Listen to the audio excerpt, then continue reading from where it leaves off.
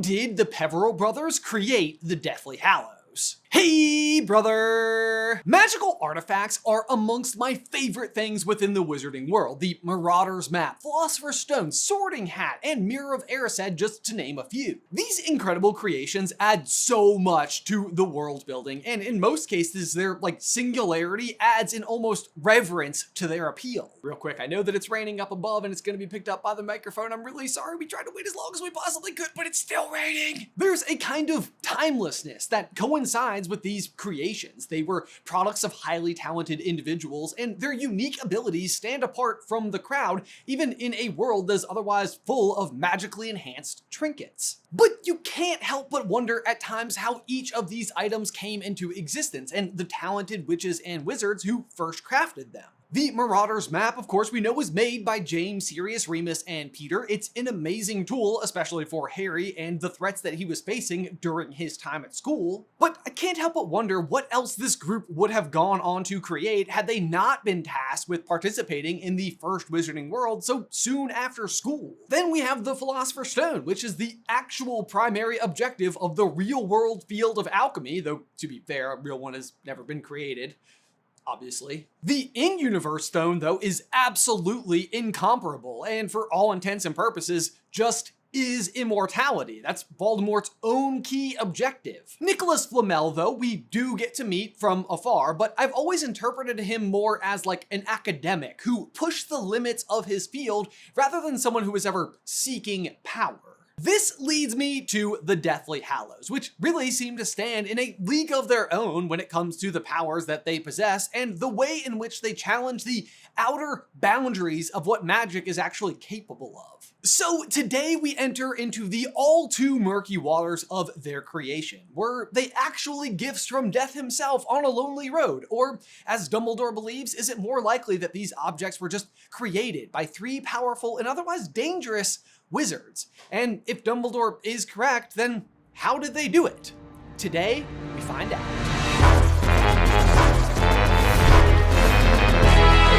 Hey, brother! Hey guys, real quick, just want to remind you that we are going on tour with our podcast through the Gryffindor to the West Coast. This time it's going to be the last couple of weeks of September. We are going all the way from Seattle down to LA. So if you live anywhere inside of that area and want to come see us, link in the description down below. Okay, I think I would be a little bit remiss in a conversation about powerful magical objects if I didn't also mention the founders of Hogwarts and each of their unique magical objects, such as the Sword of Gryffindor, Hufflepuff's Cup, Ravenclaw's Diadem, and of course, Slytherin's Locket. And I bring them up for the purposes of today's discussion. It's more the case that these creations are important due to their lineage and former owners than ever actually displaying characteristics that make them otherworldly. Which might sound kind of crazy, right? These are the founders of Hogwarts that we're talking about. But think about it. We never really see any of these objects doing anything terribly unique. The Sword of Gryffindor certainly gets the most page time of any of the four and is very important to the overall story. It of course slays the Basilisk and destroys the Ring, Locket, and Nagini Horcruxes. But that unique ability is not specifically thanks to the sword's powers. It mostly comes from the Goblin Forged steel that can imbibe itself with anything that makes it stronger. So it wasn't so much Godric's enchantments that actually contributed to its greatest feats. Which is certainly not to say that he didn't leave his own mark on the blade though, which is the sword's ability to appear to a Gryffindor in need. Plus he, literally left his name on it. So mark on the blade, it's there. And right there. It's a remarkable and useful power, especially if you're, Harry or Neville. But even when you learn more about Godric, he may have never foreseen the sword being put to such usage, which is to say, combating the dark arts. What I mean is that Godric carried the sword because he lived during a time when magical folk were persecuted by the non-wizarding populace, but also always sought value in a fair fight.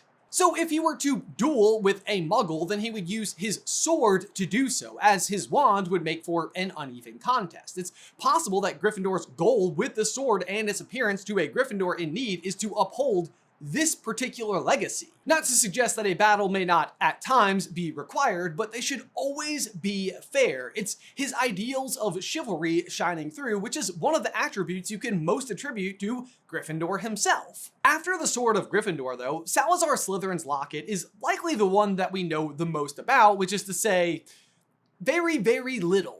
Most of the locket's abilities seem linked to its selection as one of Voldemort's Horcruxes and protections placed on it by Tom Riddle and not by Salazar himself. The despair, for example, that it caused to wear the locket is much more a side effect of it being a Horcrux than anything Slytherin himself ever intended. There are a couple of exceptions, though, where Salazar and Voldemort may have just overlapped in terms of contributions, however.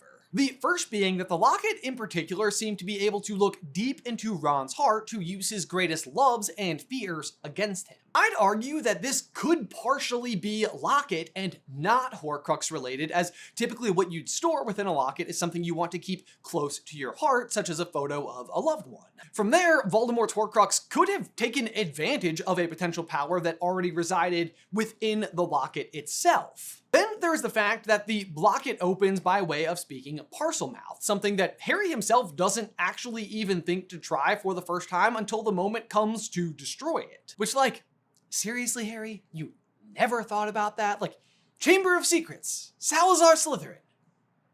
It's right there. That sign can't stop me because I can't read. Either way, though, this I think also could be a protection added by Slytherin to ensure that only those of his own lineage may gain access to it. We here at SuperCarlinBrothers have long believed that the locket contained the information on how to access the Chamber of Secrets, with the idea being that only Slytherin's descendants would be slated to inherit the locket could know how to access his biggest secret. Either way, though, we don't know of any other canon unique abilities held within the locket itself. And the same could almost be said for Hufflepuff's cup and Ravenclaw's diadem. Hepzibah Smith tells a young Tom Riddle this about the cup. And all sorts of powers it's supposed to possess too, but I haven't tested them thoroughly. I just keep it nice and safe in here. I don't know why, but I've just always assumed that it could also turn water into wine, like food spells in particular were a speciality of Helga's. But that's really all we know, and moving on from that to Ravenclaw's diadem, which is said to make the wearer a bit more intelligent, which of course fits with the values of the house. Here's Flitwick's response when Harry asked him about it during the Battle of Hogwarts. "A little extra wisdom never goes amiss, Potter, but I hardly think it would be much use in this situation." Not sure why I went for that particular version of Flitwick, but we are where we are. Nailed it. I know all of that is a very long-winded way of saying it, but the point that I'm trying to make here is that even amongst the most iconic of wizarding artifacts, we don't actually see them do all of that much remarkable. They do, of course, all seem to reflect the values of their teaching in unique ways, but their importance otherwise has to do with their prior owners more than their abilities. On the flip side, you know what's awesome that has nothing to do with the owner and everything to do with the object's abilities? Today's sponsor, MeUndies. Y'all, it's hot. Like, really hot. But somehow recently, my daughter Addison found my snowboard, a traditional not hot weather item, and insisted I drag her around our yard, which is super dead because it is hot. She did amazing, thank you so much for asking, but toting a toddler around in this weather can only be done thanks to the extraordinary undies technology provided by MeUndies. We're talking breathable, quick dry, moisture wicking, and anti-odor tech in unique and fun patterns, so you don't just feel good, you look good. No matter the season, I personally am a year-round MeUndies daily driver, and if you've never experienced the softness of their micromodal fabric, then you are in for a treat, and if you have, then you know. I also love that they use sustainably sourced materials and work with partners that care for their workers. Y'all, summer is here. Be prepared with MeUndies. Get 20% off your first order plus free shipping at MeUndies.com/super. That's MeUndies.com/super for 20% off plus free shipping. MeUndies, comfort from the outside in. Link in the description down below. Okay, so picking up where we left off, the Founder's objects somehow don't seem all of that special, but the Deathly Hallows, on the other hand, do perform a kind of magic that is seemingly incapable of being performed in any other way. For starters, the most unique ability that we are aware of from the Elder Wand is that it can repair other wands, something that even Ollivander himself seems to believe cannot be done. Can you? No, whispered Ollivander. I am sorry, very sorry. But a wand that has suffered this much degree of damage cannot be repaired by any means that I know of. The Resurrection Stone can, of course, return those who have been lost to the present, with the small disclaimer that they're a shell of their former self. She was sad and cold, separated from him as by a veil. Though she had returned to the mortal world, she did not truly belong there and suffered. Now, we do see Harry use this ability to tremendous effect when he returns Lily, James, Sirius, and Remus, whose ghostly selves guide him towards his own certain fate. So, oddly, once again, there is something truly unique happening. They're similar to ghosts, but they have not chosen lives as ghosts. The stone doesn't awaken the dead. Nothing can. But this is close and cannot be done any other way. You could say priori incantatem, because James and Lily also come out of Voldemort's wand in the graveyard at Little Hangleton, but that is very specific and dangerous circumstances. But so then finally, we have the cloak. Is it totally unique? I know what that is. That's an invisibility cloak. I'm invisible? It's really rare. So the short answer is no. Hermione points this out, but Xenophilius actually seems well-versed on this particular distinction. Mr. Lovegood, we all know that there are such things as invisibility cloaks. They are rare, but they exist, but the third Hallow is a true cloak of invisibility, Miss Granger. I mean to say, it is not a traveling cloak imbued with a disillusionment charm, or carrying a bedazzling hex, or else woven from demiguise hair, which will hide one initially, but fade with the years until it turns opaque. We are talking about a cloak that really and truly renders the wearer completely invisible and endures eternally, giving constant and impenetrable concealment, no matter what spells are cast at it. The joke there, though, is on Xenophilius, because the very cloak you just described was literally in the room. The exception proves the rule, though. Harry's cloak is truly one of a kind. So 3 unique objects that possess powers unlike any other we've seen. How does this happen? Are they, as the tales of Beetle the Bard might suggest, actually gifts granted by Death himself in an effort to trick the 3 brothers into their own deaths? Or is Dumbledore's guess, as they so often are, actually correct? Whether they met death on a lonely road, I think it more likely that the Peverell Brothers were simply gifted, dangerous wizards who succeeded in creating those powerful objects. The story of them being Death's own Hallows seems to me the sort of legend that might have sprung up around such creations. But here's the thing. There is a really unusual through line that seems to connect all of the Hallows together, and oddly, it's not death, although it is something heavily associated with death. Thestrals. We know that the Elder Wand uses a Thestral hair core. That's the easy one. Then, of course, Thestrals are invisible to those who haven't seen death, meaning Thestral hair could also have been used in the creation of the Invisibility Cloak. Which you might think, wait, could that mean anyone who could see a Thestral could see through the cloak? I can see them too. You're just as sane as I am. But no, obviously not. That would be a huge weakness, but I bet the same rule does apply, just with a slant. It's not that if you've seen someone die, it's if you've seen death, like capital D death, meaning you died.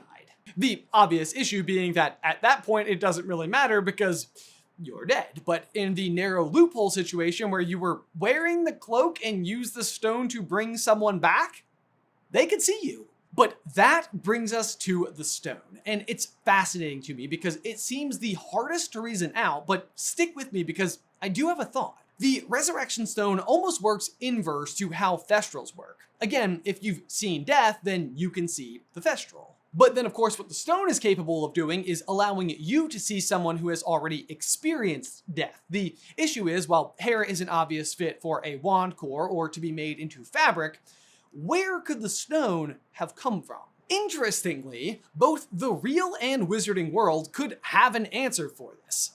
A bezoar. Bezoars are stones taken from the stomach of a goat. They actually exist and were highly prized out in the real world, but in the wizarding world, they contain magical properties, namely that they are the antidote for most poisons. And not for nothing, but that's a rather powerful magical effect, and that's simply coming from a common goat. A Thestral, on the other hand, is a really unique magical creature. Could the Resurrection Stone be a Bezoar harvested from a Thestral? I'll be honest, at first I had my own doubts, but also the Resurrection Stone is never described as being particularly pretty. Here's Harry's own first observation of it. It was large, rather clumsily made of what looked like gold, and was set with a heavy black stone that had cracks down the middle. Hey y'all, just real quick, Ben from the future here as we're working on today's video, but we just stumbled across something that we thought was very interesting, which is that if you search Bezoar on Wikipedia, what comes up? Look at the image. It is like a Bezoar that has been planted into like a gold ring, all too crudely. Like, coincidence? I don't know. Now, of course, the crack is obviously from Dumbledore, who had destroyed the Horcrux within the stone, but otherwise, this is incredibly different from the majesty of any of the other artifacts that have stood such a test of time. It possesses massive power, and yet it's not all of that fancy or pretty. Now, the key thing that you're probably thinking is, well, if Thestrals possess all of these incredible abilities, then what would be stopping people from simply studying them further and recreating these outcomes? And I actually think that same answer is actually given in universe. Thestrals, for one, do not have a fantastic reputation. They're seen as bad luck. But they're really, really unlucky, interrupted Parvati, looking alarmed. They're supposed to bring all sorts of horrible misfortune on people who see them. Professor Trelawney told me once. Hagrid counters this particular argument that it's simply superstition, but of course you can never be so sure with Hagrid because he also wanted like a pet dragon, so... Shouldn't have said that. I shouldn't have said that. I shouldn't have told you that. I shouldn't have told you that. But Hagrid is actually at the center of point number 2. Hagrid's relationship with the Hogwarts Thestrals is incredibly unique. The stuff I've got's much more impressive. I've been bringing them on for years. I reckon I've got the only domestic herd in Britain. Not only does this speak to Hagrid's incredible talents with beasts, which even in the case of Aragog and the Acromantula venom, Slughorn remarks that collecting it is basically impossible. And even in Hagrid's case, it's the husbandry towards the creatures that matters more than the magical properties their elements possess. Think of his usage of unicorn hairs for tying bindings rather than a rare resource.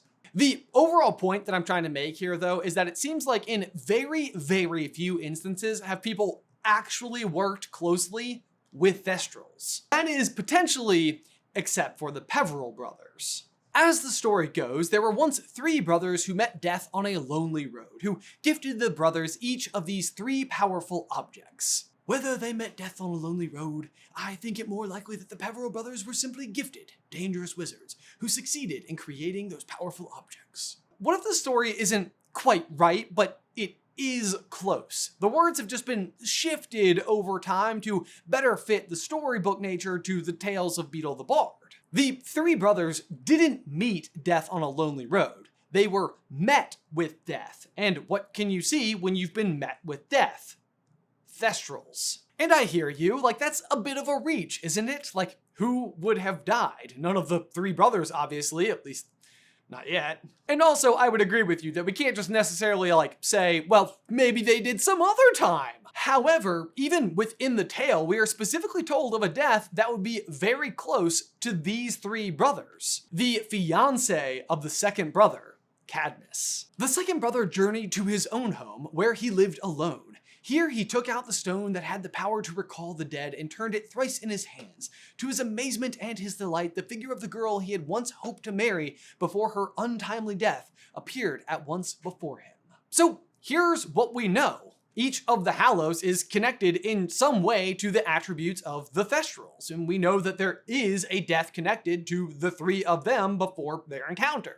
And even the legacy of the Hallows resides most squarely with the most prominent of the 3, the Invisibility Cloak, which could pay homage to Ignotus's loss of his brother and sister-in-law-to-be. And that's because the cloak goes on to be an artifact that is meant to be passed down from one generation to the next.